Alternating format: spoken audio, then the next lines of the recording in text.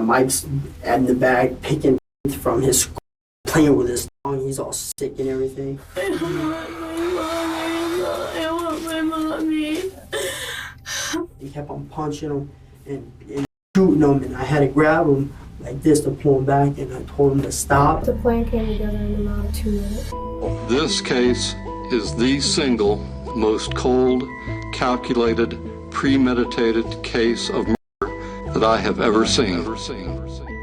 그들의 끔찍한 계획은 단 2분 만에 이루어졌습니다. 엠버는 2011년 자신의 전 남자친구인 시스 잭슨을 해칠 계획을 세웠습니다. 플로리다 외곽의 한 작은 마을에 살고 있던 잭슨은 동물을 사랑했고 친구들과 어울리는 것을 좋아하는 보통의 10대 소년으로 평가되어집니다. 그는 밝은 성격과 잘생긴 외모로 인해 그 지역에서 인기가 많았습니다. 2010년 12월 14살의 잭슨은 엠버 라이트와 데이트를 시작했습니다. 엠버는 잭슨의 가장 친한 친구였던 카일의 여동생이었으며 당시 잭슨은 엠버에게 완전히 빠져 있었습니다. 잭슨의 부모님에 따르면 그들은 비록 다른 마을에 살고 있었지만 그는 이 관계를 굉장히 진지하게 생각하고 있는 듯 보였다고 합니다. 그들은 매 순간 함께했고 함께 농구를 하거나 TV를 보면서 시간을 보냈다고 합니다. 엠버에게는 찰리라고 불리는 친구가 있었는데 잭슨, 엠버, 찰리, 엠버의 우붓 오빠인 카일 이렇게 넷은 항상 같이 어울려 다녔습니다. 짧게 찰리에 대해 이야기해보자면 찰리는 복잡한 가정사로 인해 힘든 어린 시절을 보냈으며 어린 나이에 결혼해 남편과 살고 있었는데 최근 남편이 감옥에 간 이후로는 혼자 살게 되었습니다. 찰리의 집은 10대들의 파티하우스가 되기에 적합했죠. 아이들은 그곳에서 무슨 일이든지 할 수 있었습니다. 몇몇의 아이들은 아예 그곳에서 살기도 했고 어른들의 간섭 없이 술을 마시고 담배를 피우는 등 한마디로 10대들의 아지트였어요.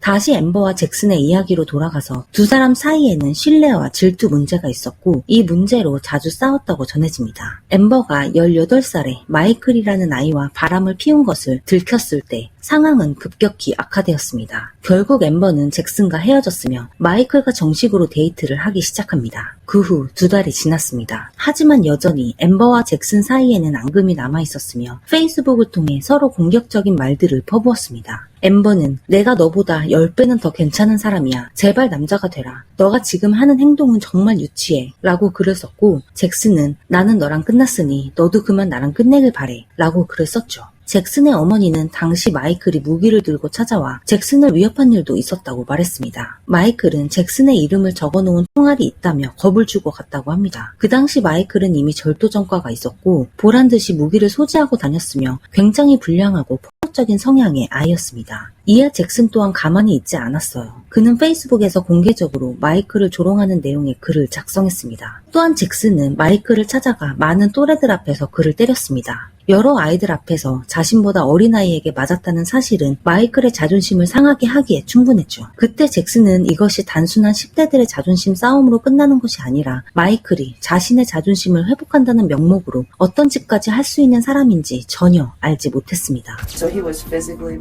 to you? Yeah. Who all knew that? Me, Charlie, my brother.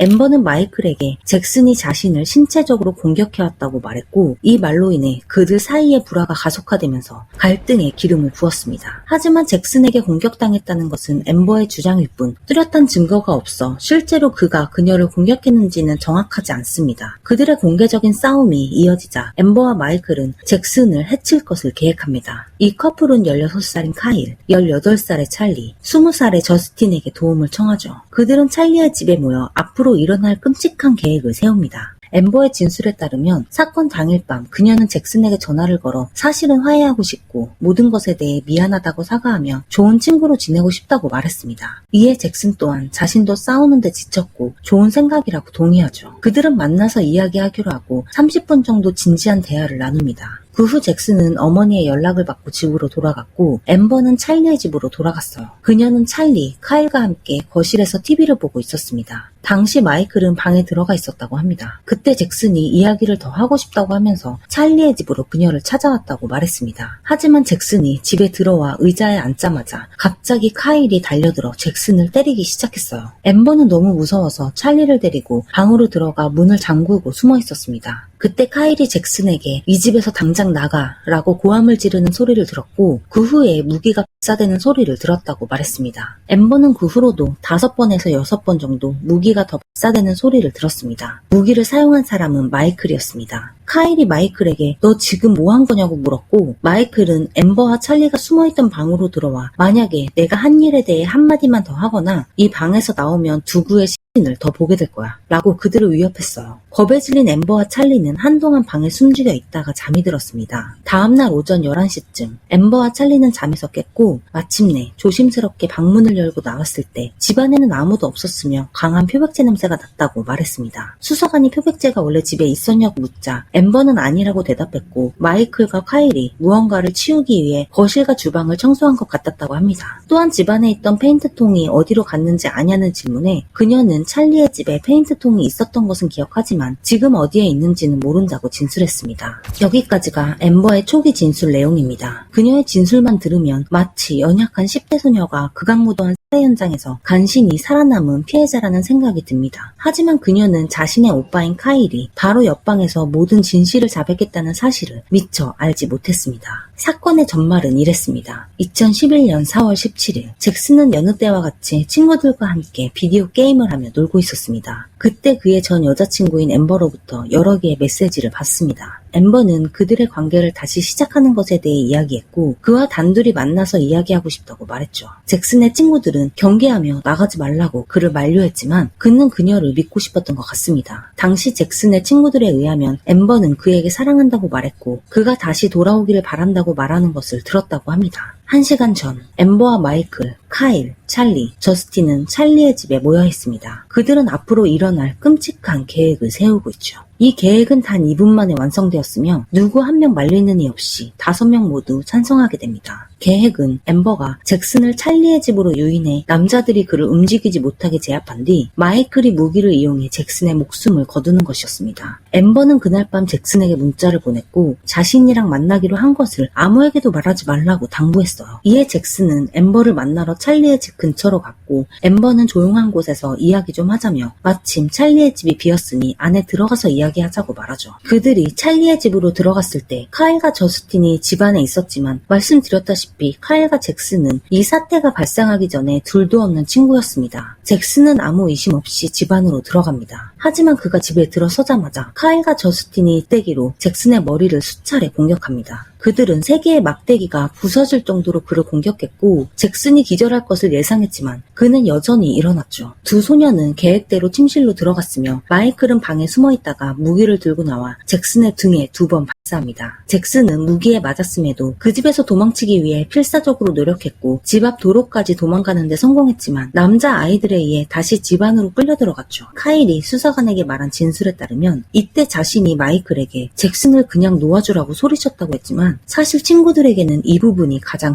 흥미진진했다고 말했다고 합니다. 그들은 잭슨을 욕조로 옮겼고 그를 집단으로 공격하고 저주의 말을 퍼부었습니다. 마이클은 또다시 무기를 여러 차례 발사했으며 무기를 이용해 잭슨의 무릎 뼈를 부러뜨립니다. 더욱 끔찍한 사실은 잭슨이 그때까지 살아있었다는 것이었죠. 마이클은 그의 머리에 무기를 이용해 마지막 마무리를 합니다. Mike's in the bag picking from his skull, like playing with his tongue. He's all sick and everything. 그 후 그들은 숨을 거둔 잭슨을 밖으로 데리고 나갔고 엠버와 찰리가 미리 준비해놓은 구덩이에 집어넣었습니다. 그들은 마치 캠프파이어라도 하는 양 화로가에 둘러앉아 음악을 틀고 술을 마시며 웃고 떠들었습니다. 놀랍게도 엠버 어머니의 남자친구인 제임스가 이 계획을 미리 알고 있었으며 그들을 도왔다는 것이었습니다. Both your kids are in a thing from Number 2? you know. What do you mean? What we told you was in the storm. I mean, it was like everything was planned. With Roach, everybody? Everybody. We're gone. They took my phone. Everything's gone. James is on it too. On what? Is it on this? 사건 다음날 아침, 제임스는 표백제를 가지고 찰리의 집으로 왔고 엠버가 그 표백제를 이용해 사건의 흔적을 지웠습니다. 남자들은 3개의 페인트통에 타고 남은 젤을 넣고 제임스의 트럭 뒤에 실었어요. 제임스는 마이클과 저스틴을 태우고 근처 채석장으로 데려갔으며 그들은 페인트통을 강물에 버렸습니다. 잭슨은 밤에 늦게 들어갈 경우 항상 부모님께 전화를 드렸습니다. 하지만 그날 밤에는 그에게 연락이 닿지 않았고 그의 어머니는 다음날 일찍 경찰에 실종 사실을 신고하죠. 그의 실종은 지역 뉴스에 떠들썩하게 방송되었습니다. 같은 시각 카일은 자신의 어머니와 TV를 보고 있었고 그때 잭슨의 실종 소식이 방송에 나옵니다. 카일은 어머니에게 마이클이 잭슨을 해친 것을 목격했지만 자신은 무서워서 아무것도 하지 않았다고 말했어요. 그의 어머니는 즉시 경찰에 이 사실을 알렸습니다. 그녀는 자신의 2 아이들이 모두 이 사건의 핵심 인물이었다는 사실을 전혀 알지 못했죠. 마이클은 또 다른 친구 집에서 검거되었고 그는 친구들에게 자랑처럼 자신이 한 일에 대해 떠들어댔다고 합니다. 경찰들은 찰리의 집에서 숨겨진 무기 그리고 곳곳에 아직 남아있던 자국을 발견했으며 채석장 앞에 있는 강가에서 콘크리트 벽돌로 짓눌려 있는 페인트통을 발견했습니다. 검찰은 그들 모두를 성인으로서 재판을 받도록 기소했으며 엠버, 찰리, 카일, 저스틴은 종신형을 선고받았습니다. 찰리는 계속해서 항소했으며 2020년에 1급 살인 혐의를 뒤집고 10년형을 선고받았습니다. 그녀는 이미 출소한 상태입니다. 마이클은 사형 선고를 받아 플로리다 최연소 사형수가 되었습니다. 긴 영상 시청해주셔서 감사합니다. 다음 영상에서 뵙겠습니다.